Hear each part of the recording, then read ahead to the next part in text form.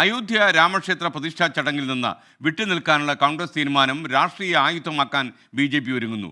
മുതിർന്ന BJP നേതാവ് LK Advani ഈ ചടങ്ങിൽ പങ്കെടുക്കുന്നുണ്ട്. ബൽറാം നെടുങ്ങാടി മറ്റു വിവരങ്ങളുമായി ഡൽഹിയിൽ നിന്നും ചേരുന്നു.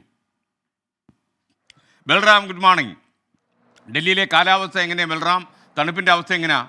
അതിശൈത്യത്തിലൂടെ ഡൽഹി കടന്നു പോവുകയാണോ? Good morning SKN. ഡൽഹിയിൽ ഇപ്പോൾ ദിനം പ്രതി തണുപ്പ് കൂടിക്കൊണ്ടിരിക്കുന്ന ഒരു അവസ്ഥയാണ്. കഴിഞ്ഞ ദിവസം ഇന്നലെയാണ് ഈ സീസണിലെ ഏറ്റവും കുറഞ്ഞ താപനില ഡൽഹിയിൽ രേഖപ്പെടുത്തിയത്. സാധാരണ താപനില 6 ഡിഗ്രിക്ക് മുകളിലാണ് ഡൽഹിയിൽ ഈ സീസണിൽ ഉള്ളത് എങ്കിൽ പോലും തണുത്ത കാറ്റടിക്കുന്നതാണ് ഇത് യഥാർത്ഥ താപനിലയേക്കാൾ കുറഞ്ഞ് ഒരു 2-3 ഡിഗ്രി കുറഞ്ഞ തരത്തിലാണ് അനുഭവപ്പെടുന്നത്. ഇത് തന്നെ ആരോഗ്യ പ്രശ്നങ്ങൾ പലപ്പോഴും ഉണ്ടാക്കുന്നുണ്ട്. പ്രത്യേകിച്ച് ഈ കടുത്ത മൂടൽമഞ്ഞ് ഉൾപ്പെടെ നിലനിൽക്കുന്ന ഒരു സാഹചര്യം ഇപ്പോഴും തുടരുകയാണ് ഡൽഹിയിൽ. എന്തായാലും കടുത്ത തണുപ്പിലൂടെ തന്നെയാണ് ഇത്തവണ ഈ ദിവസങ്ങളിൽ ഡൽഹി കടന്നുപോയിക്കൊണ്ടിരിക്കുന്നത്.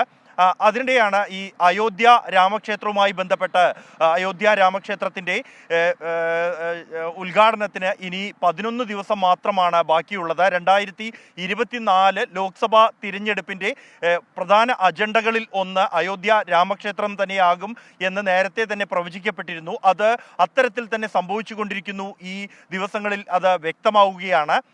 ഈ അയോധ്യ രാമക്ഷേത്രത്തിൻ്റെ ചടങ്ങിലേക്ക്, പ്രാണപ്രതിഷ്ഠാ ചടങ്ങിലേക്ക് പങ്കെടുക്കില്ല എന്ന് കോൺഗ്രസ് കഴിഞ്ഞ ദിവസം പ്രഖ്യാപിച്ചിരിക്കുന്നു.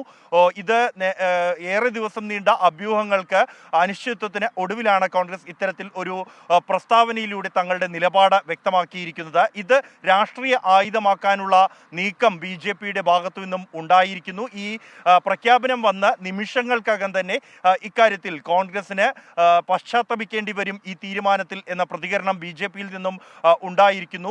കോൺഗ്രസിന്റെ രാമവിരുദ്ധ നിലപാട് ഒരിക്കൽ കൂടി വ്യക്തമായിരിക്കുന്നു എന്നാണ് കേന്ദ്രമന്ത്രി സ്മൃതി ഇറാനി ഇക്കാര്യത്തോട് പ്രതികരിച്ചിരിക്കുന്നത്.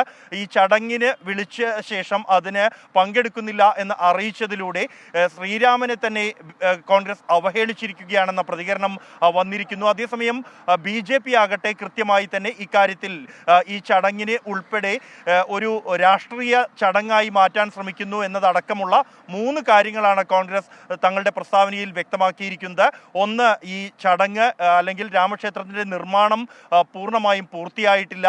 RSSൻ്റെയും BJPയുടെയും ഒരു ചടങ്ങാക്കി മാറ്റുന്നു. 2024 ലോക്സഭാ തിരഞ്ഞെടുപ്പ് പ്രചരണത്തിനുള്ള ഒരു അജണ്ടയാക്കി ഇതിനെ മാറ്റുന്നു എന്നുള്ളതാണ്.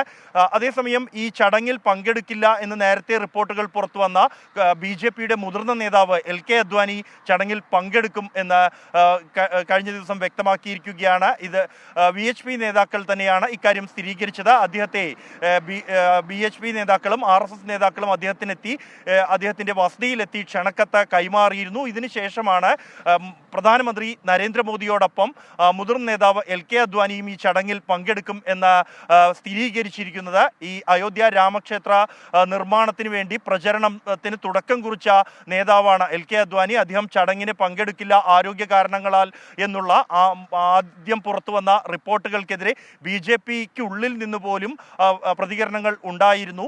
ഈ ഒരു പശ്ചാത്തലത്തിലാണ് അദ്ദേഹത്തെ കൂടി പങ്കെടുപ്പിക്കാനുള്ള ഒരു തീരുമാനത്തിലേക്ക് എത്തിയത് എന്നാണ് മനസ്സിലാക്കാൻ കഴിയുന്നത്. ഒപ്പം തന്നെ BJP സർക്കാരുകൾ, വിവിധ സംസ്ഥാനങ്ങളിലുള്ള സർക്കാരുകൾ അയോധ്യയ്ക്കായി പ്രത്യേക പദ്ധതി ഉൾപ്പെടെ പ്രഖ്യാപിച്ചിരിക്കുകയാണ്. ഛത്തീസ്ഗഡ് സർക്കാർ അത്തരത്തിൽ അയോധ്യ ദർശനത്തിനായി ഒരു പദ്ധതി സർക്കാർ തന്നെ കഴിഞ്ഞ ദിവസം പ്രഖ്യാപിച്ചു കഴിഞ്ഞിരിക്കുന്നു.